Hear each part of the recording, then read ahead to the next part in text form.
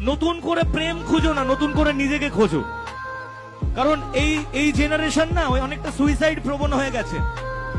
ভালোবাসে, বাঁচার জন্য ভালোবাসে, কিন্তু ভালোবাসাটা ব্রেকআপ হয় মরার জন্য। প্রত্যেকটা সম্পর্ক ব্রেকআপের পর হাত কাটবে, পা কাটবে, এই করবে সেই করবে, কত কি করে। আমার বক্তব্য একটাই, বস নিজেকে তৈরি করো, নিজের জন্য বাঁচো। যে তোমাকে ছেড়ে গেছে সে তোমার জন্য কোনোদিন আসেনি। আর যে জিনিস একবার তোমাকে ছেড়ে চলে যায় তার দিকে জীবনে তাকাতে নেই। কারণ কথায় আছে, যেদিন তুমি হেসেছিলে সেদিন আমি কেঁদেছিলাম, যেদিন তুমি হেসেছিলে সেদিন তোমার জন্য আমি কেঁদেছিলাম। আর আজ আমি একা নই, আমরা সবাই মিলে হাসি একসাথে, আর তুমি সেখানে বসে কাঁদো।